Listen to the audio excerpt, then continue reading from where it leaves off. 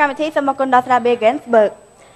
Strawberry Gainsbourg ផលិតឡើងតាមរូបមន្តនិងក្បួនខ្នាត Strawberry អាឡឺម៉ង់បច្ចេកវិទ្យាអាឡឺម៉ង់ម៉ាស៊ីននាំចូលពីអាឡឺម៉ង់វត្ថុធាតុដើមពីអាឡឺម៉ង់ជាពិសេសអ្នកជំនាញឯកទេសផលិត Strawberry ផ្ទាល់ជនជាតិអាឡឺម៉ង់ដែលទទួលបានមេដាយមាសជាច្រើន Gainsbourg Beer ផលិតដោយជនជាតិអាឡឺម៉ង់គុណភាពអាឡឺម៉ង់នឹងមកដល់ឆាប់ៗនេះហើយបាទឥឡូវសូមធ្វើការសរុបឡើងវិញនៅក្នុងសប្តាហ៍នេះបេក្ខជនក៏ដូចជាបេក្ខនារីដែលទទួលបានទឹកប្រាក់ច្រើនជាងគេបាទគឺបេក្ខនារីទី2បានទឹកប្រាក់ចំនួន$35បាទ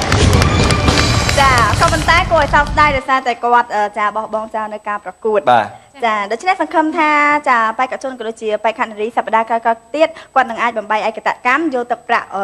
ធំជាបន្តបន្ទាប់បាទសូមធ្វើការជម្រាបជូនទៅដល់លោកសេនាងកញ្ញាក៏ដូចជាប្រិយមិត្តផងដែរនៅសប្តាហ៍ក្រោយរង្វាន់ទេវតានឹងឡើងដល់ទៅ$7,000ផងដែរបាទចាហើយសម្រាប់អស់លោកអ្នកដែលចង់ទទួលបាននៅទឹកប្រាក់ដ៏ច្រើនសន្ធឹកសន្ធាប់នេះសូមកុំភ្លេចចូលរួមទស្សនាផ្ទាល់ចានៅ My TV រិស័យកៅហើយសម្រាប់បេក្ខជនក៏ដូចជាបេក្ខនារី3រូបដែលត្រូវបានជ្រើសរើសចូលរួមចាប្រកួតនៅក្នុងកម្មវិធីរបស់យើងគឺត្រូវបានជ្រើសរើសដោយការចាប់ឆ្នោតផងដែរបាទអរគុណច្រើនជាមួយនឹងកម្មវិធីរង្វាន់ទេវតាក៏សូមអរគុណសូមគោរពលា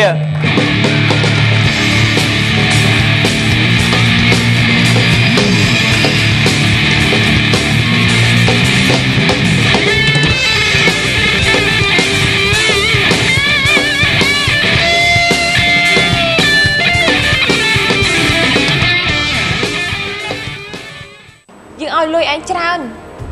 ជាម្ដាយក្មេកយើងឲ្យឯងទៀតគឺធ្វើជាមួយធ្វើជា2ធ្វើជា3ក៏បានដែរច្រើនដល់ថ្នាក់ឯងរាប់មិនអស់ប៉ុន្តែឯងដោះលែងយើងសិនមកម្ដាយរបស់នាងនឹង